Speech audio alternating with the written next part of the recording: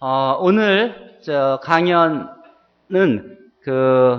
학부생 및 대학원생을 대상으로 하는 그런 퍼블릭 렉처가 될 것입니다. 제목은 금융산업에서의 액츄리의 역할과 비전이란 제목으로 미래에셋의 상무님이며 현재 기획관리본부장 겸 선임 계리사로 일하고 계시는 김희철 상무님이 강연을 해 주시겠습니다. 간단히 양력을 소개해 드리면 성균관대학교 수학과 77학번으로 입학하셔서 81년도에 ROTC로 졸업을 하시고, 그리고 병역 마치신 후에 흥국생명보험회사에서 계리인으로 커리어를 시작하셔서 그간 2009년 신상품 심의위원으로, 또 2008년 생명보험 상품 수리심의위원으로, 그리고 현재 한국계리사회 이사시고, 그리고 한국 선임계리사협의회 운영위원으로 봉사하시며 2005년부터 현재까지 미래에셋의 선임계리사 겸 기획관리본부장으로 근무하고 계십니다. 성균관대학교 수학과의 졸업생으로서 여러분들에게 그 수학과 졸업생들이 이 금융보험업계에서 어떻게 활동하고 있는지, 또 그리고 그 구체적인 내용들이 어떤 내용들이 쓰이고 또 필요한지에 대해서 금융산업에서의 액츄리의 역할과 비전이란 제목으로 강연을 해 주시겠습니다. 큰 박수로 환영해 주기 바랍니다.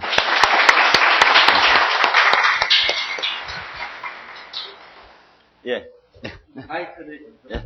여기서 말씀하시면서 나오세요. 예. 예, 반갑습니다. 제가 이제 우리 이상구 교수님하고 같은 학번으로 성균관대학교 77년도에 입학을 해가지고 그동안 한 30년 이상 이렇게 보험업계에 30년은 안 됐지만 있다 보니까 아무래도 이 후배님들 이렇게 뵙고 이제 금융산업 쪽에서의 후배님들이 앞으로 어떤 변화가 있고, 그 다음에 갈 길이 뭐고, 여러분들이 지금 해야 될 게 뭐고, 관심사가 뭐고, 이런 부분들을 주제로 해서 오늘 1시간 정도 이렇게 할 예정입니다. 그래서 진짜 편안하게, 선후배 관계잖아요, 그죠? 선후배 관계이기 때문에 편안하게 아무 부담 없이 이렇게 들어주셨으면 감사하겠습니다. 그래서 맨 처음에 보면 지금 그 글로벌 환경 변화라 그러는데, 크게 보면 액추어리들이, 특히 계리 쪽 부분들이 향후에 이 경영 관리 부분, 그 다음에 계리 분야, 그 다음에 감독, 그 다음에 업무의 변화, 이런 순서로 굉장히 지금 변화하고 있습니다. 그래서 과거에 IMF 지나면서 이제 98년도를 정점으로 해서, 과거에는 그 요율이라고, 그 경영관리 분야에서 보시면 여기 보면 이제 동일 요율이다. 그런 요율이 뭐냐면은 보험료입니다. 보험료. 그러니까 시장에서 생명보험이라든가 손해보험이라든가 특히 생명보험 쪽은 보험료가 동일했어요. 어느 회사나 거의 비슷했어요. 그 다음에 오로지 매출 위주였어요. 매출, 수익성이 전혀 고려가 안 된 매출 위주로 됐고, 그에 따라서 성장성 위주로 이렇게 전통적 업무가 경영관리 분야에서 돼 있다가, 지금 98년도 이후에 그 보험 가격 자체가 자유화됐습니다. 그래서 굉장히 이제 치열하게 시장에서 이렇게 가격이 차별화되고 자유화되는 이런 과정에 있고, 현재도 아주 치열합니다. 그래서 간단하게 말씀드리면, 제가 보험료를 얼마 내서 1억 받느냐가 이제 회사마다 과거에는 똑같았는데 지금은 굉장히 변화가 심해지고 있습니다. 그래서 치열하게 나중에 여러분들이 혹시 업계에 오시게 되면 그런 이제 계산도 하셔야 되고, 이런 부분들이 굉장히 많이 있습니다. 그래서 그거는 저희들이 나중에 신입사원이 오면 제가 또 한번 강의도 하고 이렇게 합니다. 그래서 여러분들이 그거에 대해서 너무 신경 쓰지 않으셔도 되고요. 회사에 오셔도 다시 또 교육받고 이러시니까 전혀 신경 안 쓰셔도 되고 그렇게 하면 되겠습니다. 그래서 이제 핵심적인 업무를 보시면 가격이 이제 아까 말씀드렸습니다만은 이렇게 가격이 차별화되어 있다. 그 다음에 수익성 위주고 그 다음에 안정성 위주로 간다. 회사가. 그래서 성장성 대신에 안정성, 매출 위주에서 이제 수익성 중심으로 가고 동일한 보험료에서 가격이 자유화되고 차별화되고 그래서 그 제도 변화가 이제 CFP라고 되어 있는데 그 맨 밑에 보시면 캐시플로우 프라이싱이라 가지고 과거에는 그 3위원 방식에 있던 보험료 산출을 했었어요. 근데 이제 앞으로는 2013년 4월 아마 여러분들이 오시게 되면 이제 이 CFP 방식으로 보험료 산출하는 방법을 배우시게 됩니다. 그래서 가격이 굉장히 차별화됐는데 이걸 구체적으로 하려면 이것도 한 2시간 이상은 강의를 해야 되는데 제가 그냥 간략간략하게 큰 틀에서만 여러분들한테 설명드리는 겁니다. 그래서 지금 CFP 제도가 지금 보험업법에 반영돼 있어 가지고 2013년 4월부터 시행하고 있고 여기에 저희들 소프트웨어 여러분들이 조금 관심을 가져야 될 부분이 그 소프트웨어를 많이 좀 기회가 되시면 이런 부분도 좀 관심을 많이 가져주시면 좋겠습니다. 그래서 지금 모세스라든가 알파라든가 그 다음에 프라펫이라든가 타스라든가 이런 부분을 지금 쓰고 있는데 저희 회사 같은 경우는 지금 모세스를 하고 그 다음에 지금 시스템은 다 구축해 놨습니다. 그래서 지금 테스트 단계 이렇게 있고 지금은 그 3위원 방식하고 이 CFP 방식하고 병행 처리하도록 되어 있고 2013년 4월부터는 아예 CFP 방식으로만 보험료 산출해서 영업 쪽에다가 마케팅 쪽에다가 이렇게 제시를 해서 시장에 내놓게 됩니다. 그 다음에 이제 두 번째는 이제 상품하고 요율이라든가 이원 분석 이 분야에서는 전통적으로 이원별 손익을 해가지고 3대 이원이 있습니다. 이원이 뭐냐면 이익의 원천이에요. 이익의 원천. 이게 이제 뭐 4차 손익, 2차 손익, B차 손익 이런 말을 과거에 좀 들었을 겁니다. 아마 뭐 데이터라든가 감독원의 어떤 자료라든가 이런 건데 앞으로는 그런 부분이 없어집니다. 없어지기 때문에 이제 환경이 변화되면서 리스크가 증대됨에 따라서 리스크 중심으로 가격을 산정하게 되고 이제 부채에 대해서도 적정성 평가를 하고 그 다음에 자산 부채 관리 이런 부분들이 여러분들이 나중에 상품이나 계리 쪽 특히 수학과 출신들이 굉장히 거기서 빚을 많이 바라고 있습니다. 그래서 여러분들이 오시면 아마 그런 부분에 관심이 많으실 겁니다. 그리고 이쪽에 노력을 많이 하셔야 되고 그래서 제도 변화가 이제 LAT라 그래가지고 밑에 보시면 Liability Adequacy Test 그래가지고 부채 적정성 평가 이런 용어를 쓰고 있습니다. 그 다음에 ALM 같은 경우는 자산과 부채의 매니지먼트 이런 부분인데 이거는 내년 4월부터 이제 시행을 이제 하게 되겠습니다. 그 다음에 과거에는 지금까지는 이제 단기 손익 위주로 했고 경험 손익 위주로 하다가 앞으로는 미래 손익과 가치 중심으로 한다. 이 말이 무슨 말이냐면 그 보험 자체는 단기는 손실이 많이 나요.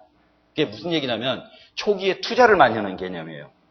그러니까 뭐 IT 투자를 한다든가 인적 자원 투자를 한다든가 설계사들, 모집인들 수당을 주기 위해서는 먼저 수당을 주고 나중에 회수해오는 이런 구조입니다. 그래서 초기에 손실이 나는 구조예요. 근데 그 단기만 볼 게 아니라 그 계약 자체가 장기이기 때문에 뭐 20년, 20년 장기이기 때문에 길게 봐야 된다는 거예요. 그러니까 단기 기간의 손익만 보는 게 아니라 그 계약이 20년 후, 20년, 30년, 30년 이런 부분에 대해서 그걸 현가로 땡겨가지고 현재의 가치를 가지고 평가를 하는 그런 위주로 지금 변화가 일어나고 있습니다. 그래서 미래 손익 중심이고 가치 중심이고 어떤 시장 중심이고 어떤 비교가 가능하도록 이렇게 돼 있는데 현재 그 제도 변화로서는 그 IFRS 그 2011년 4월부터 이제 전 업체가 요거는 제조업뿐만 아니라 전 금융권 전부 글로벌하게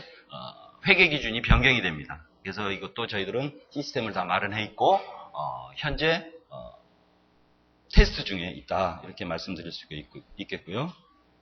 거기 보면 이제 EV라든가 AV, MCV 이런 부분이 결국 아까 말씀드렸던 인베디드 밸류, 결국 현재 회사가 갖고 있는 보유 계약에 대해서 장래의 손익을 성과로 땡겨보는 보는 부분입니다. 그래서 이 부분들이 기업 가치 평가라든가 향후에 굉장히 중요한 역할을 하고 있는데, 이 역시 이 수학과 출신들이 이 소프트웨어를 사용해 가지고 대단한 이 위치를 선점하고, 이게 시장에서 나중에 뒤에 나옵니다만은 증권회사나 이런 데 가서 애널리스트로 활용할 수도 있고 활동도 하게 됩니다. 그래서 뒤에 가서 다시 한번 조금 더 설명을 드리겠습니다. 그 부분에 대해서. 그 다음에 이제 보증준비금 부분이 있는데, 보증준비금이라는 건 뭐냐면, 지금 상품 자체가 과거 상품은 이제 전통적 상품으로 뭐 보장성 상품이라든가 저축성 상품 뭐 이렇게 돼 있었는데, 지금 이제 변액보험이라는 게 출연됐지 않습니까? 한 2000년대 초반에. 그러다 보니까 변액보험이라는 건 여러분 잘 아시겠지만, 말 그대로 계약자가 받을 금액이 변하니까 변액이에요. 그러면 그 어디다 투자하느냐면 펀드에다 투자하는 겁니다. 보험 상품이지만 펀드에 투자해가지고 거기서 나온 수익을 가지고 금액이 받을 금액이 변하는 겁니다. 가령 예를 들면 과거에는 사망보험금 1억 줍니다 하면 20년 동안 해서 20년 사이에 사망을 하게 되면 1억 주는데, 이 변액보험은 그 기간에 사망을 하면 1억 그 저축보험료라 그러는데 그 부분이 펀드에 투자돼가지고 1억보다도 더 받을 수도 있고 덜 받을 수도 있어요. 투자 실적에 따라서. 그렇죠? 네, 그런 구조가 있고, 연금보험 같은 경우도 최소한 보증을 해줘야 되는 부분이 있어요. 그러면 고객들이나 계약자들은 어떻게 하냐면 내가 사망 시 1억 받기로 했는데 변액보험을 들었다 이거죠. 그렇다가 투자 실적이 안 좋아버리면 뭐 8천만 원을 받는다. 그거는 말이 안 되잖아요. 그죠? 고객 입장에서 봤을 때. 그래서 1억은 보장해주고 투자 실적이 나빠도 1억은 보장해주는 거예요. 그 최저 보증준비금이라 그러는 겁니다. 그래서 그거를 좋을 때는 1억 플러스 알파, 뭐 1억 3,200만 원을 준다든가 이렇게 하고, 떨어지더라도 얼마? 1억을 준다, 1억을. 그거를 보증을 해주는 거예요. 그거를 회사는 준비금으로 쌓아놔야 돼요. 그게 이제 보증준비금이라 그러는데, 이게 시장 변동성이 굉장히 크지 않습니까, 여러분들? 뭐 금융시장이 뭐 주식이라든가 채권이라든가 이런 부분이 굉장히 변동성이 심하잖아요. 그죠? 그래서 그런 부분들이 이제 보증을 해줄 수밖에 없다. 그래서 그거에 대해서 리스크가 증대되기 때문에 그 부분도 보증준비금을 이제 평가하는 이제 그런 부분이 있어요. 그래서 이것도 나중에 이제 변액보험 구조라든가 이런 거 나중에 기회 되면 여러분들한테 설명드릴 기회가 있으면 자세히 설명하는데, 변액보험도 상당히 좀 복잡하고 뭐 각 시나리오별로 해야 되고, 이거 역시 수학과 출신들이 각종 소프트웨어를 사용해가지고 뭐 몇천 개 시나리오를 해가지고 거기서 이제 적절한 거를 끌어다가 이제 보증준비금을 산출하고 그거를 부채지부에 대체대조표상에 부채지부에 이렇게 반영을 해주는 이제 그런 형태입니다. 그 다음에 이제 감독 분야라고 돼 있었는데, 감독 분야는 이제 지금까지는 보험 상품 자체가 감독관청에서의 허가를, 인가를 받았어야 됐어요. 그런데 올 6월 달에 국회에서 보험업법이 통과되면서 보험 상품을 너무 규격화했다. 좀 창의성도 없고 상품을 만드는 데 있어서 좀 창의적이고 좀 자율화를 시켜달라. 오케이. 그래서 국회에서 보험업법을 개정을 해서 창의성을 부여해 줬습니다. 그런데 창의성을 부여해서 갔지만 그 상품 자체가 만약에 잘못이 돼 있다. 어떤 설계가 잘못됐다든가 보험료 산출이 잘못됐다든가 뭐 여러 가지 요인이 있을 거 아닙니까? 그게 잘못됐으면 페널티를 물게 돼 있어요. 그 다음에 공시를 하게 돼 있습니다. 그래서 상당히 리스크하다 이거 리스크. 자율권을 부여하되 굉장히 리스크하다. 회사 입장에서는. 그래서 이제 상품 인가 맡아가지고 바로 팔면 매출 위주로만 갔었다 이거죠. 그런데 여기서는 이제 출구 중심으로, 입구 중심에서 출구 중심으로. 입구는 니네 프리하게 해라. 프리하게 해주겠다. 다만 재무 건전성이라든가 이런 부분은 출구 중심으로 감독을 강화하겠다. 이런 그런 내용입니다. 그 다음에 이제 지급 여력이라고 여러분들 은행 같은 경우는 BIS 비율 같은 개념입니다. 보험회사는 이제 그런데 이제 지급 여력 비율이라 그래가지고 100%가 미만이 되면 강제적으로 회사를 M&A 시킨다든가 P&A 시켜버립니다. 이제 계약을 이전시켜버린다든가 이러는데, 이게 재무 건전성 측면에서 굉장히 감독의 기준의 가이드라인이에요. 그러다 보니까 요게 100% 이상은 무조건 맞춰놔야 돼요. 그러니까 무슨 얘기냐면 대차대조표상의 부채 쪽에, 대변의 부채 쪽에 이 보험계약 준비금이라는 큰 덩어리가 있습니다. 뒤에 여러분들 아시겠지만 그 부분을 계리 쪽 수학과 출신들이나 이런 분들이 그걸 다 검증을 해야 돼요. 몇백만 건이 됩니다. 몇천만 건일 수도 있어요. 그래서 그거를 다 계산을 하고 그 부채보다도 그게 부채가 곧 계약자한테 나중에 돌려줄 돈이거든요. 돌려줄 돈을 지급할 수 있는 능력이 되는 거죠. 그거에 여력이 있어라 이거지. 여력에. 그게 지금 4% 기준입니다. 그러니까 그게 100%면서 그 4%의 여력을 더 갖고 있어라. 그게 이제 감독관청의 가이드라인입니다. 그러다 보니까 굉장히 그러려면은 그게 모자라면 어떻게 해야 되냐면은 증자를 한다든가 이익을 많이 내야 된다든가 뭐 여러 가지 뭐 평가가 좋아야 된다든가 뭐 채권이라든가 주식평가라든가 상당히 리스크한 부분이 많습니다. 그래서 그런 그 지급 여력인데 이게 이제 RBC 비율로 변환이 됩니다. 그래서 이것도 글로벌 가이드라인에 맞춰서 이것도 2011년 4월부터 당장 내년 4월부터 이제 도래되면 이제 보험회사들이 몇 개 없어질 수도 있습니다. 이 가이드라인에 못 맞춰서 그래서 그 부분은 안정적으로 가기 위해서는 굉장히 가이드라인을 강화하고 있다. 그래서 밑에 보시면 여러분들 오셔서 나중에 업무 변화가 일어날 것들은 지금까지는 요율 산출하면 보험료율 산출하면 그냥 검증만 해요. 그러니까 이게 요새는 뭐 여러분들 쓰시는 게 있는지 모르겠는데 그게 요새 소프트웨어 간단한 게 있어요.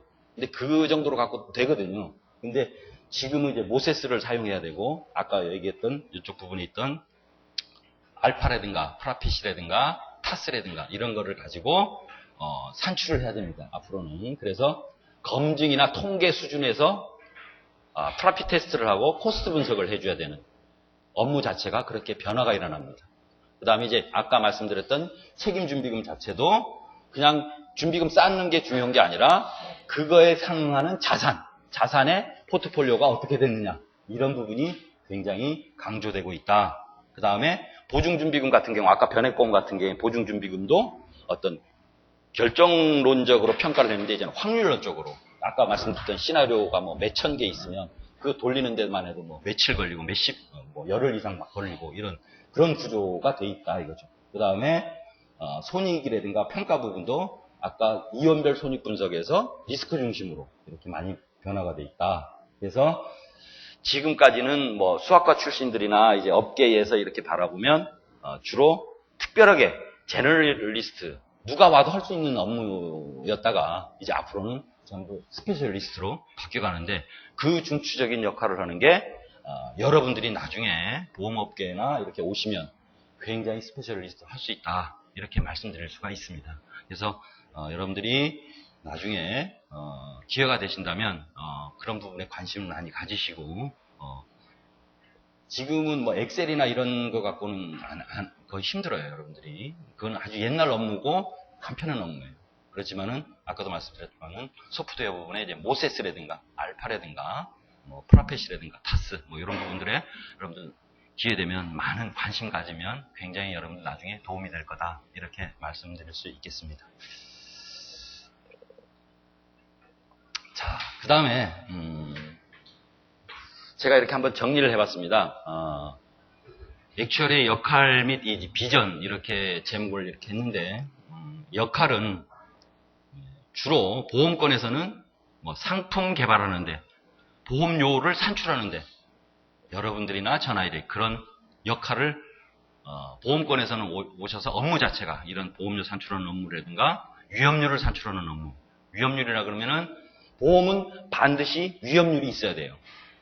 은행이나 이런 뭐 예금이나 적금은 그냥 이자율만 있으면 되거든요. 금리만 있으면 되는데 보험은 반드시 위험률이 있어야 되는데 이 위험률이 굉장히 통계학적으로 굉장히 정교하게 해야 됩니다. 그게 나중에 보험료에 반영이 되기 때문에 거기서 정교하지 못하면 나중에 손익 문제라든가 가격에 임팩트가 굉장히 크다. 이렇게 말씀드릴 수가 있습니다. 그래서 거기에서 나오는 이제 계리 통계 분석을 한다든가 이런 부분들이 여러분들이 와서 액츄어리들이 와서 역할을 해줘야 될 거고 앞서서 얘기했던 CFP라든가 인베드 밸류 보험회사의 어떤 가치 평가를 한다든가. 뭐 제조업체 같으면 뭐 냉장고를 만들어서 그냥 고객하고 사고 팔고 하면 그걸로 끝나잖아요. 그죠? 근데 보험 계약은 사고 팔고가 아니에요. 계약을 맺었으면 어떻습니까? 20년이면 20년, 30년, 30년 가야 돼요. 무려 종신보험 같은 경우는 100세까지도 가고 사망할 때까지 가는 거예요. 그러면 그 계약이 끝까지 가봐야 하는 거예요. 그죠? 그러니까 단기에 아까도 말씀드렸으면 그거 갖고 손익을 평가한다는 거는 물론 단기 손익도 중요하죠. 그렇지만 회사의 전체적인 평가를 할 때는 그 회사의 계약들이 현재 갖고 있는, 보유하고 있는 계약들이 퀄리티가 어떻고, 이게 향후에 회사의 손익에 어떤 영향을 주고, 그게 상품을 만들 때, 프라이싱을 할 때 수익성 분석을 사진합니다. 그러니까 상품을 하나 나갈 때, 뭐 냉장고는 그냥 팔고 사고 해서 끝나버리면 되는데, 보험 계약은 한 번 하면 종신까지 갈 수도 있기 때문에 상당히 상품을 출시할 때 신중을 해야 된다 이거지. 계약이 20, 30년 돼요. 30년 더 넘어요. 그렇기 때문에 출구에 상품 개발할 때 수학과 출신들이나 이 통계학과 출신들이나 이런 분들이 보험료를 계산할 때 아주 신중을 해야 된다 이거지. 그래서 아까 말씀드렸던 위험률 개발이라든가 나중에 그 위험률이 통계에 집적돼 가지고 다시 가격으로 들어가는 겁니다. 그래서 이제 순환이 되는 거예요. 사이클로. 이렇게 된다 이거죠. 그 다음에 이제 아까 앞서서 말씀드렸습니다만은 부채 쪽은 여러분들이 나중에 오셔서 부채 평가를 한다든가 이런 부분이 있는데 자산, 부채에 대응한 자산 이 관리가 굉장히 중요합니다. 그래서 ALM 시스템을 만들어서 듀레이션이라든가 여러 가지 평가 부분이 있어서 자산을 그럼 재편을 한다든가 포트폴리오를 다시 가져간다든가 이런 부분들이 업무에 지금 굉장히 중요한 역할을 하고 있다. 그래서 거기도 역시 액추어리들이 반드시 지금 하고 있다. 이렇게 말씀드릴 수가 있고 아까 LAT는 설명드렸고 보증준비금 평가 설명드렸고 그 다음에 이제 IPO 이제 상장 문제가 지금 돼 있죠. 그래서 이제 삼성생명이라든가 생명보험회사에서는 지금 삼성생명이라든가 동양생명, 그 다음 대한생명 이렇게 돼 있는데 손해보험 쪽은 이미 다 IPO 돼서 시장에 지금 상장돼 있죠. 근데 생명보험회사는 작년부터 이제 상장을 IPO를 시작했습니다. 근데 여기에서 가장 중요한 게 아까 말씀드렸던 보험계약 가치평가가 여기 반드시 들어가야 됩니다. 그래야 공모가가 얼마 나오고 투자자들한테 얼만큼 가서 어필을 하고 그 역할을 하는 게 향후에 여러분들이 보험회사나 이렇게 왔을 때 여러분들하고 저하고 같이 해야 될 부분입니다. 이 부분들이. 그래서 사실 뭐 주당 100원 해봐야 뭐 1억 주 뭐 이러면 엄청난 거 아닙니까? 금액으로 보면. 그렇죠? 뭐 100억, 1000억이 되잖아요. 그죠? 그래서 나중에 상장할 때 여러분들 역할이 굉장히 중요합니다. 특히 이제 생명보험 쪽에서는. 그래서 손해보험은 이미 상장돼 있고 이게 나중에 뭐 여러분들 뒤에 나옵니다만은 뭐 애널리스트들도 굉장히 활동을 많이 하고 지금 활동하는 분들이 거의 없어요. 굉장히 무궁무진한 그쪽 라인입니다. 그래서 이 부분도 굉장히 중요하고 그 다음에 이제 퇴직보험이 퇴직연금으로 여러분들 지금 고령화 뭐 이렇게 되잖아요. 그죠? 그러다 보니까 3층 보장이라는 얘기를 좀 들어보셨을 거예요. 그러니까 이제 국가에서 하는 무슨 거? 국민연금이 있고 개인적으로 자기가 국민연금 들어서 나중에 생활이 가장 최소한 생활밖에 못하죠. 그죠? 재정 적자가 나고 뭐 이러다 보니까 그냥 농담으로 뭐 우리 라면값밖에 안 되지 않느냐 뭐 이런 농담도 하는데 그거보다 조금 더 좀 생활 수준이 높게 퇴직 후에 높게 살려면 개인적으로 자기가 연금보험을 든다든가 그래서 개인연금 개인적으로 드는 거 다음 국가에서 해주는 국민연금 그 다음에 기업체에서 퇴직연금으로 이렇게 돌리는 그런 제도가 이제 지금 시행을 하고 있는데 올 12월이면 그것도 마감이 됩니다. 전부 퇴직연금으로 가야 됩니다. 그래서 이게 시장성이 굉장히 넓어요. 몇백조예요. 몇백조. 그리고 이게 과거에는 이제 4인 이상만 하다가 4인 이하 업체도 의무적으로 들어야 돼요. 그래서 이런 부분들이 나중에 그 연금 계리 부분, 퇴직연금 계리 부분은 또 여러분들이 굉장히 중요한 나중에 비전이 됩니다. 비전이. 그래서 이 부분이 굉장히 중요하다. 그래서 이거는 나중에 그 재정 설계라 그래가지고 DB형이 있고 DC형이 있고 IRA가 있는데 DB형에 확정 급여형이라고 그러는데 이 부분에 액추어리들이 사인이 없으면 그게 안 나가요. 안 나갑니다. 그래서 사인을 반드시 걸고 재정 설계할 때 여러 가지 수학적 모델을 가지고 여러분들이 하게 됩니다. 그래서 이 부분도 아직 굉장히 시장이 넓고 여러분들이 굉장히 비전이 좋은 그런 겁니다. 그 다음에 이제 리스크 평가라든가 이런 부분들이 돼 있고, 그 다음에 이제 은행권에서는 뭐 역시 은행권이나 이런 데는 이제 통계 분석 업무라든가 특히 이제 방카슈랑스 보험업계 사람들이 은행에 많이 가 있습니다. 그래서 이제 방카슈랑스 아시죠? 은행에서 보험을 파는 거. 은행이 지금 수익성이 없어요. 수익성이. 그러니까 펀드도 팔고 보험도 팔고 카드 수수료 이게 일부 먹는 건데 예대 마진은 거의 지금 없다라고 보죠. 그죠? 예대 마진 금리가 하도 떨어지니까 예대 마진은 없어요. 그러다 보니까 자꾸 거기는 또 은행은 또 인력이 많잖아요. 그죠? 많다 보니까 거기서 수익성을 찾아야 되다 보니까 이제 각종 방카슈랑스 업무라든가 카드 업무라든가 펀드 업무라든가 거기서 이제 수수료 수입을 먹는 거죠. 그죠? 그래서 그런데도 여러분들이 나중에 가면 상품을 알고 계리를 알고 통계를 알아야 가서 취득도 잘 되고 은행 쪽에는 그걸 모르면 거기서도 다 그런 사람들을 뽑거든요. 그래서 굉장히 그 부분에 특화되어 있고 굉장히 여러분들이 앞으로 비전이 있지 않을까 이렇게 싶습니다. 그 다음에 퇴직연금도 보험뿐만 아니라 은행도 하고 증권도 하고 다 합니다. 아주 치열합니다. 그래서 아까 말씀드렸지만 뭐 한 4, 500조 이제 앞으로 향후에 벌어질 시장이에요. 이것도 굉장히 중요한 시장이고 넓은 시장이에요. 그래서 비전이 굉장히 있다고 이렇게 말씀드릴 수 있고 아까 말씀드렸던 그 DB형 여기 나오네요. 그 다음에 뭐 신용평가라든가 이런 부분들이 되겠고 증권도 다 비슷합니다.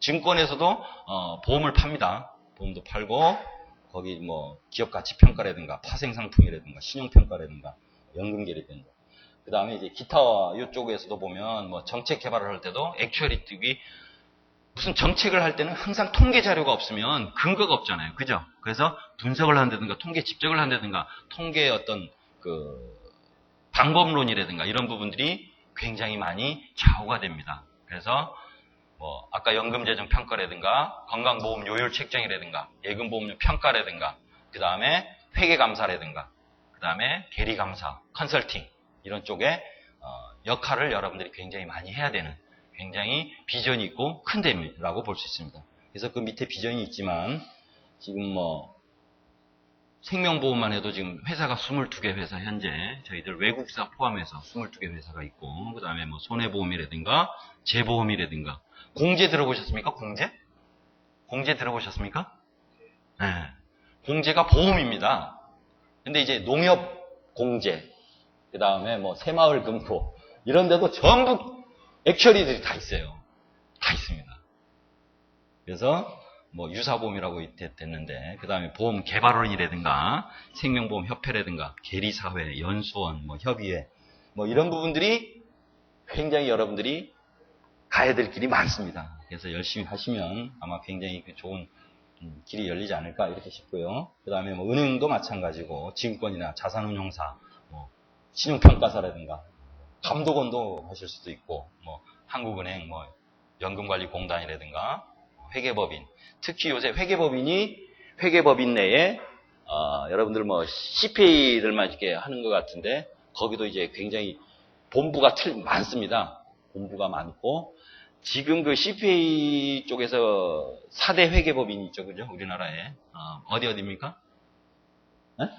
3일 PwC하고 또 어디?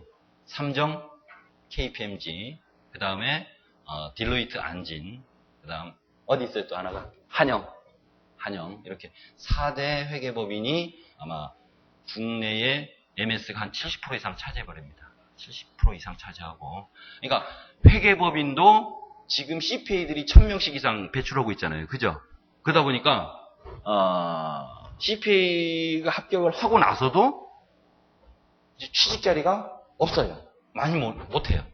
그러면 거기도 이제 수익성 있는 사업을 해야 될 거 아니에요. 그죠? 그러니까 외감법에 의해서 회계감사를 받지만 그 회계감사 갖는 피는 얼마 안 됩니다. 사실은 피는 얼마 안 돼요. 그래서 거기도 이제 IT 뭐 추진본부라든가 뭐 그래서 그 중에 하나 본부 나온 게 계리 쪽이. 이게 보험권의 그러니까 회계법인 내에 여러 가지 본부가 있거든요. 뭐 컨설팅 본부, 감사 본부, 그 다음에 뭐 IT 본부 뭐 이렇게 있듯이 계리 본부도 있습니다. 그래서 여기도 나중에 여러분들이 기회 되면 한번 문을 두드리고 갈 수도 있습니다. 오히려 CPA보다 그쪽이 더 특화될 수가 있어요. 보험권이라든가 이런 방카라든가 쭉 나오는 부분들이 그래서 거기라고 있고 그 다음에 계리 컨설팅을 해주는 그런 부분 회사들도 있습니다. 그래서 이제 여러분들 좀 관련된 과목을 보면 이제 스터디라고 이렇게 돼 있는데 그래서 이제 스페셜리스트로는 이제 보험 계리사라든가 FSA, CFA, FRM, 퀀트, KICPA, AICPA, 애널리스트 이렇게 다양하게 비전이 있을 수 있고 여러분들 이제 보험 수리라든가 회계학, 재무관리, IT, 경제학, 계량, 통계 뭐 이렇게 돼 있습니다. 그래서 학교에서는 이런 부분들이 많이 관심 가지면 아마 나중에 입사라 하실 때라든가 컨설팅을 가시라든가 회계법인을 가시든가 어디 가시더라도 굉장히 다양하게 써먹을 수가 있습니다. 그래서 일단 제가 좀 설명을 드리는 거는 제 경험으로는 저도 이제 수학 여러분들하고 선배입니다. 이과대학입니다. 저도 정확하게 초창기에 이제 상품 업무, 보험회사의 상품 업무로 시작을 해가지고 계리 업무를 시작하고 그러다 보니까 이제 그게 기반이 됩니다. 그러다 보니까 지금 했던 업무들을 다 섭렵했습니다. 저는. 그래서 하다 보니까 회계학도 공부하게 되고 그 다음에 자격증도 따게 되고 그러다 보니까 CPA도 하고 싶더라고요. 업무가 좀 중복이 돼요. 공부할 때. 그래서 그런 부분들도 여러분들이 관심 많이 가지시면 그 다음에 IT 여러분들 지금 그 프로그램도 짤 줄 알아야 돼요. 그래서 거의 만능이라 돼요. 만능. 그래서 저는 프로그램도 짜보고 IT 부서에도 있어갖고 상품 부서도 있었고 계리 부서도 있었고 그런 거 이렇게 알게 되면요. 차츰차츰 알게 되면 굉장히 범위가 넓어집니다. 그리고 여러분들이 이 길로 가겠다고 마음이 드시면 지금 각 회사별로 사람이 없어요. 모자라요. 이렇게 많이 해야 되는데 모자라요. 그래서 아마 여러분들이 한번 이 길을 택한다라고 생각하시면 제가 나중에 기회가 된다면 여러분들한테 중요하다고 하면 어떤 요령이라든가 정보라든가 계속 여러분들 드릴 수가 있어요. 그래서 마침 오늘 강의 자체가 우리 이상구 교수님하고 어떻게 한 달 전인가 이렇게 컨택이 돼가지고 제가 사실 지금 현업에 있다 보니까 회사 일 봐야 되는데 지금 그래서 금요일 날 좀 한 겁니다. 사실은 평일 날 못 나와가지고 그래서 이제 이상구 교수님하고 이렇게 같이 이렇게 오랜만에 이렇게 연결이 돼가지고 한번 와서 좀 해주면 좋지 않겠냐 해서 이제 했는데 마침 와서 보니까 캠퍼스 저는 명륜동 출신입니다. 거기서 졸업했습니다. 그래서 여기는 허벌판이었거든요. 그때 당시에. 그러다가 어떻게 기회가 돼서 한번 이쪽에 관심들이 많고 그러니까 현장에서 회사에서 실제 하고 있는 업무들을 좀 와서 해주면 좋지 않겠냐 이렇게 해서 지금 여러분들 하고 있는데 이런 말씀 드리기는 좀 그렇습니다만은 연봉도 굉장히 차별화됩니다. 회사에서 굉장히 차별화됩니다. 똑같은 신입사원이라도 이 길로 가는 사람은 굉장히 연봉이 갈수록 차이가 납니다. 갈수록 차이 납니다. 그래서 여러분들이 관심이 많다면 굉장히 조금 힘들어요. 사실은 보통 이념 따릅니다.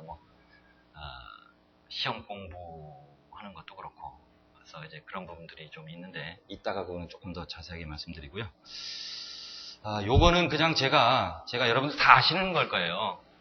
아시는 건데 요 개선안은 아직 확정이 안 됐습니다. 그거는 분명히 참고드리고요. 확정이 안 됐어요. 아마 여러분들 여기 보험계리학과도 있죠? 네? 학과 대학원 과정이 있습니까? 있죠. 그래서 그 교수님도 제가 저 업계 세미나 할 때 한번 잠깐 만나서 얘기 나눈 적이 있는데, 하여튼 지금 여기 현행하고 개선안 중에서 현행이 좀 문제점이 좀 있죠. 여러분들 뭐, 한 과목만 과락돼도 나머지 두 과목 또 공부해야 되거든요. 그래서 저도 좀 떨어졌습니다, 사실은.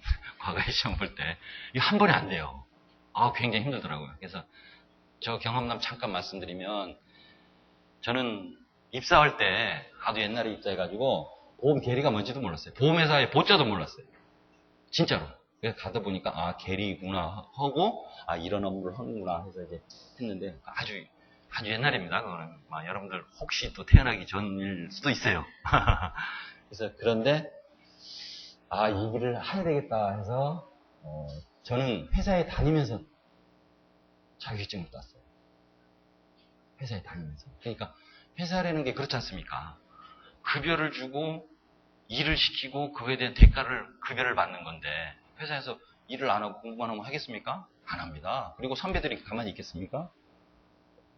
제가 계리팀, 상품개발팀 이렇게 가면 여기가 일이 굉장히 많아요. 또 막 계산도 해야 되고 복잡하고 막 이러다 보니까 그런 기회가 아니다 싶어서 이거 그래서 길이 있구나. 그래서 시험 공부를 했는데 저는 지금 이 현행 과정의 시험 과목을 똑같이 봤습니다. 똑같이 봤습니다. 그래서 회사 다니면서 했는데 회계학원도 한 6개월 이상 다녔고 그래서 상당히 고통스럽습니다. 저는 이제 회사 일도 하면서 하려니까 굉장히 고통스러웠어요. 막 새벽 2시, 3시까지 하고 또 출근하고 그러니까 중간에 이것도 좀 나오고 그런 고통이 좀 있었어요. 그래서 회계학원 같은 경우는 도저히 이거 주중에는 못 다니니까 주말에 가면 아침 9시부터 저녁 8시까지 아시잖아요. 회계학원 다녀보신 분들 칠판 여기서부터 쫙 끝까지 가가지고 책도 크기도 이만큼 하고 그죠?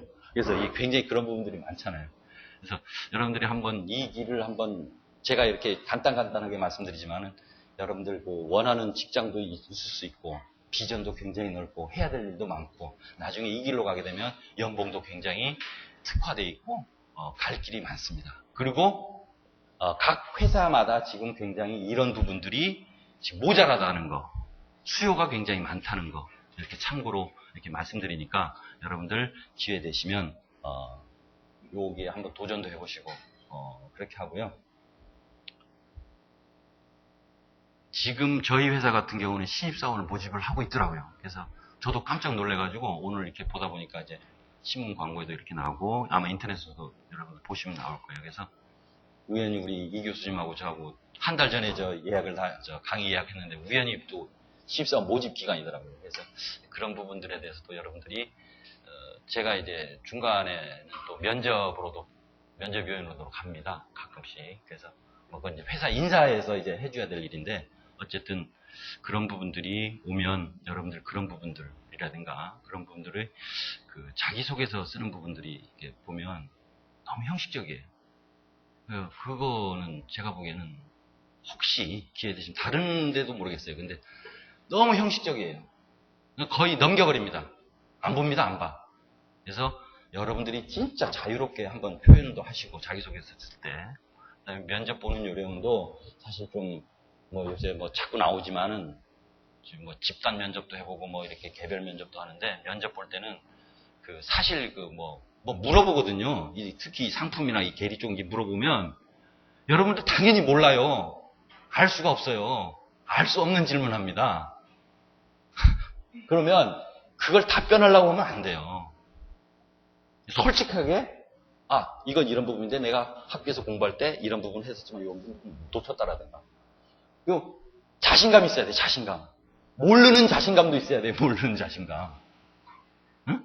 좀 이해가 안 되죠? 제가 면접을 가보면요. 뭘로 당황하고 어떻게 할 줄 몰라요.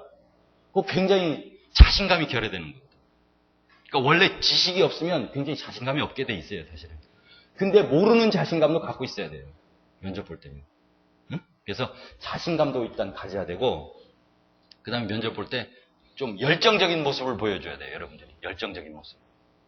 열정이 없으면 그 사람 아무리 학점 좋고 해도 안 됩니다. 왜냐하면 회사는 조직이고 적극적으로 하는 사람을 원하지, 수동적으로 하고 우리 회사 왜 그래? 부정적으로 얘기하고, 나 연봉은 왜 이거밖에 안 돼? 이런다든가. 그런 사람들은 나중에 이렇게 올라갈수록 타락할 확률이 높습니다. 그래서 연봉이든 뭐든 자기 실력 키우고 자기가 하면 뒤에서 옆에서 위에서 다 보고 있습니다. 저 사람 인정해 줍니다. 자기가 자기 평가하는 거 아니거든요. 그죠? 그럼 저 친구는 업무 태도가 어떻고 열정이 있고 적극적이고 뭔가 연구도 하고 남아서 공부도 하고 이러더라. 그런 평가가 나오면 A 평가가 나온다. 요새는 연봉제에다가 평가가 좋으면 또 플러스 알파가 있습니다. 그래서 그 플러스 알파가 여러분들 생각보다는 좀 세요. 평가받을 때 금액으로 환산하면 이제 반기에 한 번씩, 6개월에 한 번씩 이렇게 평가를 하거든요. 이제 그런 부분들도 있고, 그래서 시험, 면접을 보거나 이럴 때 좀 열정적으로 가지고 좀 적극적인 생각을 표현하시고, 그리고 수학에 해석학, 미적분학 이런 거 안 물어봅니다. 안 물어봅니다. 근데 이제 저는 그런 거 좀 물어봅니다. 왜냐하면 이쪽 분야이기 때문에 별도 채용을 하는 케이스가 많아요. 상품 계리 분야라고 이렇게 해가지고. 그러다 보면 조금씩 물어봐요. 그래서 계리사 2차 합격된 친구도 와요. 면접 보러. 오는데 물어봅니다, 제가. 미안하지만 모릅니다. 그러니까 시험에 1차, 2차 합격한 친구가 와도 그건 시험용으로 공부해서 패스한 거지 회사 업무용으로는 전혀 모릅니다. 다시 교육시킵니다, 저희들이. 다시 교육시킵니다. 그래서 그거는 여러분들 전혀 신경 안 쓰셔도 돼요. 제가 하든 저 밑에 팀장이 가르치든 그거 다 가르쳐 주니까 신경 안 쓰셔도 되고, 여러분들은 시험에 패스하려는 게 아니라 계리사 시험 자체가 패스되면 좋죠. 좋은데 통상 이쪽 분야에서 면접을 봐보면 통상 한 1년 휴학하더라고요. 그러니까, 딱 보면 2차 시험 합격해서 금융감독원 메토에 의해서 자격증 번호가 있거든요. 등록도 하고. 근데 이제 그 친구들을 이렇게 봐가지고 원래 그 수습 기간도 있어요. 6개월. 해야지 저걸 줍니다. 실제 이제 자격증 줍니다. 근데 이제 합격하고 6개월 수습하고 그 수습도 논문이라든가 600시간인가 지금 돼 있을 거예요. 근데 그것도 업계라든가 이런 관련 기관에 가서 수습을 받고 그 다음에 신청을 해야지 실제 이제 자격증을 줍니다. 그래서 자격증 자체는 플러스 되는 거는 맞아요. 플러스 되는 건 틀림없습니다. 그래서 별도의 수당도 따로 있습니다. 수당도 따로 있는데 어쨌든 1년, 2년 이렇게 해서 패스한 사람도 있어요. 근데 물어보면 몰라요. 오로지 시험만 했기 때문에. 그래서 실무적인 여기 보면은 2차 같은 1차야 그렇다 치고 2차 같은 경우에 이론 및 실무라든가 회계학, 보험술인데 요새 점수도 공개되죠. 과목별로 점수 공개되죠. 근데 사실 여러분들은 보통 보니까 보험수리는 거의 한 40몇 점 맞고 회계학 전략 과목이라고 해서 올라오고 평균 60점 돼야 되잖아요. 그죠? 근데 또 이론과 실무에 여러분들 굉장히 또 약해요. 근데 지금 제 시험 보는 방법을 조금 설명드리면 그게 여러분들하고 지금 합격생 수기라든가 계리 학원 있잖아요. 그런 데도 있고 이렇게 들어보면 거기랑 맞는지 모르겠는데 특히 이 이론과 실무는 좀 요령이 있어요. 그러니까 여러분들 아시겠지만은 그 큰 거 시험 봐본 사람 있는지 모르겠는데 요새 큰 종이 있죠. 큰 종이. 비포인가? 뭡니까? 봐본 사람 있습니까? 2차 시험? 안 봐봤어요? 그거 보면 거의 백지입니다. 백지. 그걸 10장을 줍니다. 10장. 그러니까 사이즈가 이거 한 2배 될 겁니다. 2배. 한 이 정도 될 것 같아요. 이 정도인가? 이 정도 돼요. 이걸 백지를 줍니다. 10장을. 10장을. 지금도 그런지 모르겠어요. 시험장에 가면. 저 볼 때는 그랬거든요. 10장을 줘요. 그러니까 아무것도 없고 그냥 빗금침만 거 있어요. 그래가지고 와서 시험 문제를 칠판에 씁니다. 봉투를 거기서 깝니다. 봉투를. 지금은 지금은 아닐 거예요. 내가 작년 시험 문제를 봤는데 그렇게는 안 하고 과거에는 그랬거든요. 이런 거 실무 같은 경우. 칠판 씁니다. 1번. 보험 계약 시 뭐 고지 의무에 대해서 논하시오. 20점. 그렇게 나오죠. 옛날에 그랬어요. 여러분들 기출문제라든가 이런 거 보세요. 뭐 그렇게 나와요. 그 다음에 뭐 피보험자 이익이라든가 뭐 보험 약관에 관련된 보험 계약법 뭐 이런 것들 많이 나와요. 보험업법, 보험계약법 이런 거 많이 나와요. 그러면 저도 처음에 떨어졌어요. 저도 그때 시험 문제 공개도 안 했고 점수 공개도 안 했어요. 근데 요새 공개를 하는데 그때 당시는 처음에 이 10장을 메꿔야 된다는 압박감 때문에요. 뭐 생각이 하나도 안 나요. 그래서 두 번째인가 볼 때는 육하원칙을 머릿속에서 생각하면 돼요. 육하원칙. 자, 그러면 가령 고지 의무에 대해서 논하라 그러잖아요. 그럼 고지 의무는 언제 하는 거냐? 누가 하는 거냐? 어떻게 하는 거냐? 왜 고지 의무를 하는 거냐? 그거를 머릿속에 있으면 여러분들 나중에 시험 공부하고 이거 쓸 때 굉장히 도움됩니다. 육하원칙에서 언제 하느냐? 보험 계약 체결 시 한다. 가령 예를 들면 그 핵심 것만 알면 그 다음부터 또박또박 써가시면 돼요. 제가 한번 그 계리사 시험 그 문제위원 한번 갈 뻔했어요. 가진 않았고 가면 이제 완전 뭐 핸드폰 이게 국가고시니까 핸드폰이고 뭐 완전 다 통제되거든요. 그래서 한 달 동안 뭐 어디 처박혀 있어가지고 도저히 뭐 나오진 못하는데 저 한번 추천이 들어왔었는데 내가 이제 현업에 있다 보니까 현직에 있다 보니까 도저히 그건 못했고 근데 이제 저도 만약에 막 가게 되면 저도 이제 그런 쪽으로 시험 문제를 좀 출제를 해볼 수도 있다. 그래서 그 답안지 쓰는 요령 자체가 육하원칙만 생각하고서 문제 정리를 하기 시작하면은 이론과 실무는 굉장히 여러분들 점수가 많이 나올 겁니다. 혹시 기회 되시면 또 하나 요령이니까 팁으로 이렇게 알려드리는 거니까 이렇게 하시면 되고 뭐 회계학이야 뭐 여러분들 잘 아시니까 요새 보니까 뭐 원가 회계 관리 회계도 많이 나오고 저도 뭐 원가 관리 회계 쪽도 나왔었는데 이 나중에 여러분들이 저 같은 위치에 오면 의사결정론이 굉장히 중요합니다. 의사결정. 특히 상품 계리하는 사람들은 수학과 출신들은 이 숫자만 보고 통계만 내고 이러다 보니까 의사결정은 그 숫자 자체에 의미되어 있는 그거를 경영적인 마인드, 의사결정을 하기 위한 마인드로 생각을 바꿔야 되는데 그 요령이 부족해요. 저도 지금 부족합니다. 그 부분. 그래서 그거는 다양한 경험과 그래서 그거를 회계학에서 의사결정론 같은 거 이런 것들도 많이 해놓으시면 굉장히 도움될 거다. 현업에 오셔서 그렇게 하고 보험수리는 뭐 여러분들 뭐 워낙 수학과 출신들이 유리한 부분이니까 이런 부분들은 그렇게 하면 되겠고 뭐 요거는 다 내용 아시는 거고 개선 아는데 이건 확정은 절대 안 된 겁니다. 확정은 안 됐는데 아마 그 국제 그 계리사회 기준으로 해서 그 각 국에 계리사 시험 제도가 있어가지고 그걸 글로벌하고 맞추기 위해서 이제 요 지금 추진 중에 있습니다. 그래서 최종 확정은 안 됐으니까 이렇게 참고하시면 될 것 같아요. 참고하시면 될 것 같고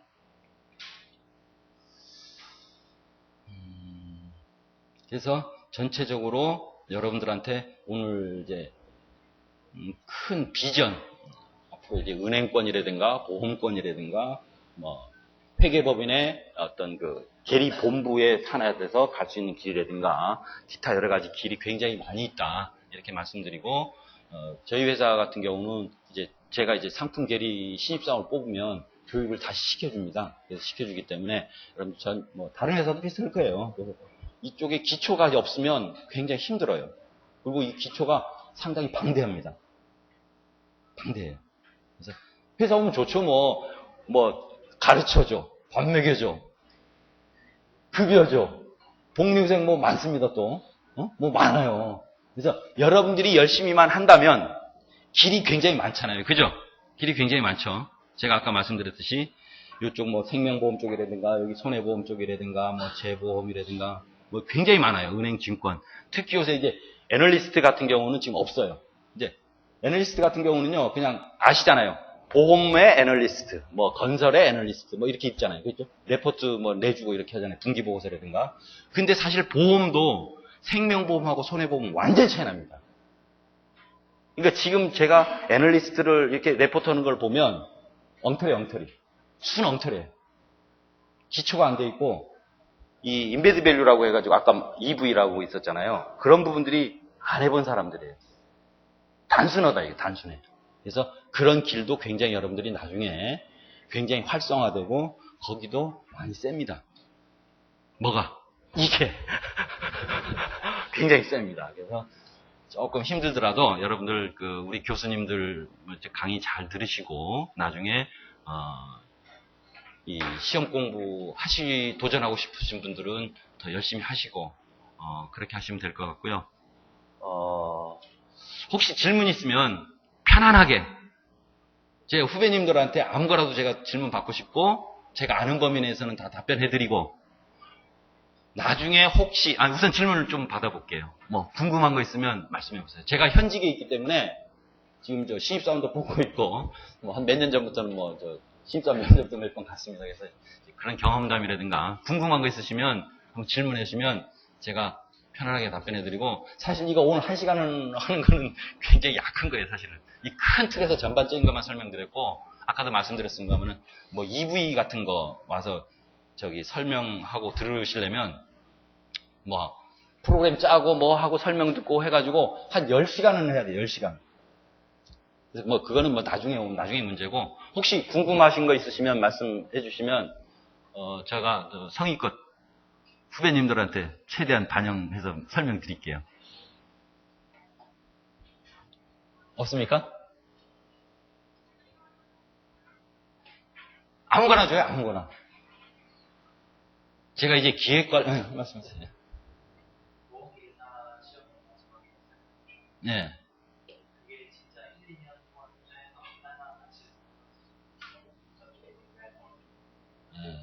지금 굉장히 중요한 질문이면서 그 비전이면서 과연 그 투자해야 될 건가 하는 그런 부분이 있는데 저는 싶어요.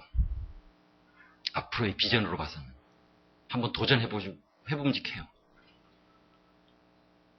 한번 도전해봄직해요. 그리고 시험 제도가 이제 바뀌면 더 어려워집니다. 과목 수도 많고 그러다 보니까 가능하시면 지금 현행 제도 하에서 열심히 하시면 괜찮을 것 같아요. 지금 아까도 말씀드렸습니다만 이 퇴직연금 시장이라든가 이게 지금 계리사 시험 제도도 2개로 가려고 그래요. 국내에서는 이제 일반 보험 계리사가 있고 퇴직연금 계리사 아까 말씀 DB형에 거긴 조금 틀리거든요. 그런 부분들이 있는데 지금 진출이 많이 돼 있습니다. 그래서 제가 아는 후배들도 이제 증권회사에도 많이 가 있고 은행도 많이 가 있고 여러분 꼭 보험 쪽으로만 생각 안 하셔도 돼요. 근데 한번 도전해 볼 만은 하다라고 말씀드릴 수 있어요. 이거 한번 하면 평생 갑니다. 평생. 그리고 오히려 지금 80명인가? 120명인가? 120명 뽑죠? 120명 뽑죠. 그래서 아까 말씀드렸잖아요. 아직도 수요가 많다는 거예요. 수요가 많다. 가능하면 빨리 따시면 좋아. 동차에. 그러니까 회사에서 면접 볼 때는 이제 학교 생활의 학교의 졸업 기간 몇 년 동안 근무했나가요. 몇 년 동안 학교 생활을 했는가 또 참고로 봅니다. 뭐 6년 만에 졸업했다라든가 뭐 군대 빼고 그러면 이 친구는 뭐 이제 시험 공부 때문에 이렇게 대부분 그랬어요. 대부분 제가 면접 본 친구들은 대부분 그랬는데 이게 꼭 정답은 아닙니다. 제가 말씀드리는데 정답은 아닌데 도전은 해볼 만하다. 분명히 제가 말씀드릴게요. 그건. 또 120명 정도 뽑아도 괜찮은 것 같아요. 우리 여학생들도 굉장히 많습니다. 여사원들도 꽤 많은데 여사원들 같은 경우는 그 외국계 회사는 굉장히 근무 환경이 좋아요. 근무 환경이 좋고 특히 이제 상품 개발 쪽에 많이 지금 포진되어 있습니다. 생명보험회사의 ING라든가 뭐 외국계 회사들이 근무 조건도 좋고 아주 좋습니다. 예, 교수님 지금 예.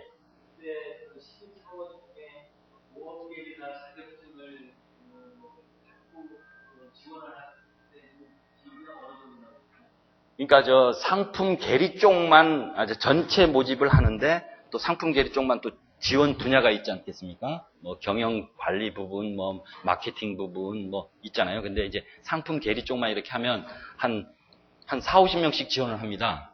그래서 일단 뭐 한두 명 정도 뭐 지금 뽑고 있고 이런데 저희 회사 같은 경우에 한 2명 뭐 이 정도 뽑고 이제 수요가 이제 조금 그런 부분이 있어서 그러니까 수요는 있는데 회사에 대해 정책상 이제 그런 부분이 있는데 그 중에 한 20% 정도는 합격한 애들이 지원을 합니다.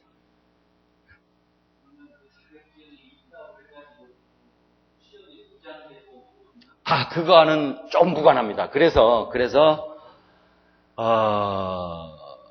취업하고 플러스 알파는 돼요.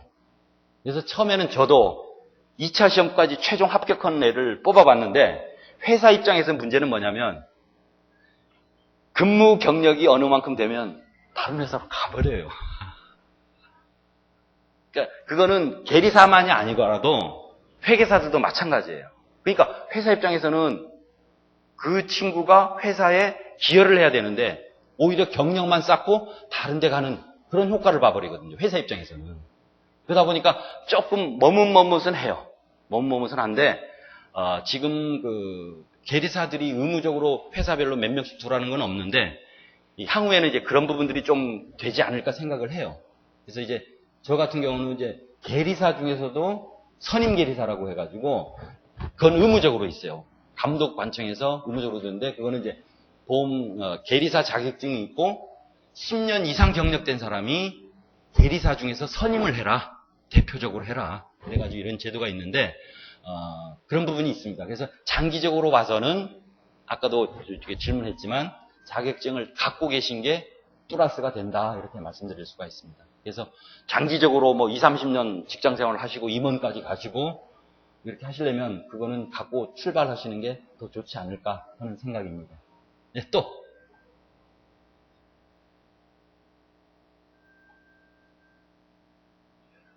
궁금하신 거 없으세요?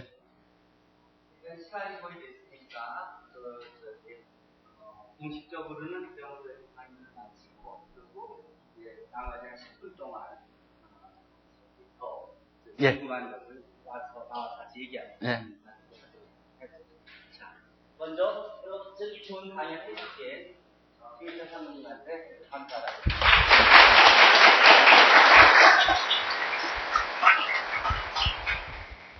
그리고 저기 우리 수학과에 와서 귀한 시간 내주시고 강연해 주신 데 대한 감사 표시로 우리 사업단에서 만든 기념품을 하나 드릴게요. 예, 감사합니다. 저작권 특허를 최근에 받은 건데 감사합니다. 기념으로 하나 저작권으로. 그리고 그 외에 지금 여러분들 김희철 상무님한테 혹시 궁금한 게 있거나 물어볼 게 있으면 여기 이메일 주소하고 메일 주소 있어요. 이메일 주소. 전화번호가 여기 있으니까 이거 제가 누구한테 줄게. 궁금한 사람 있어요? 연락처를 알고. 아니면 제가 써드릴게요. 주로 전화는 제가 좀 많이 바빠가지고 그냥 메일은 계속 봅니다. 이메일은 보니까 이메일 주소를 알려드릴게요. 그리고 또 그 외에 여러분들을 위해서 우리 졸업생 중에서 뭐 일부지만 사실은 이보다 훨씬 더 많은데 그 보험업계 특히 대리인실에 근무하는 저기 수학과 졸업생들을 중심으로 주소록을 만든 거를 저희 복사해서 한 10부쯤 가져와서 나눠줬으니까 관심 있는 사람들은 보세요. 예를 들어서 뭐 삼성화재든지 뭐 우정사업본부라든지 한화손보라든지 뭐 여기 뭐 삼성생명 보험개발원, 흥국생명, 녹십자, 메리츠화재, 뭐 대한생명, 뭐 금호생명, 뭐 메트라이프, 동양생명, 뭐 여기 있는 친구들은 다 뭐 삼성화재, 라이나생명, 뭐 등등에 있는 그런 친구들은 다 가리키는 학생들인데 어쨌든 여기 연락처하고 이메일 주소하고 등등 있으니까 그 회사에 관심이 있으면 뭐 전화나 이메일을 보내서 물어보면 그러면은 저기 다 친절하게 답해 줄 거예요. 그리고 벌써 시대가 이제 변해서 저기 뭐 예를 들어 삼성화재에 있는 대표 계리인인 김석홍 대리가 저기 저 아래에 있는 대표 계리인이 저 아래에 있는 수학과 공공학번 김성우를 삼성화재에서 스카우트 해갖고 이 친구 이제 보험계리학과 1회 졸업생인데 그 위에 있는 이제 선배들이 아래 우수한 사람들을 이제 뽑는 이치애들이 있으니까 여러분들이 조언을 충분히 구할 수 있을 거예요. 지금 한번 물어보고 그냥 물어보기 뭐 하면은 내가 전화번호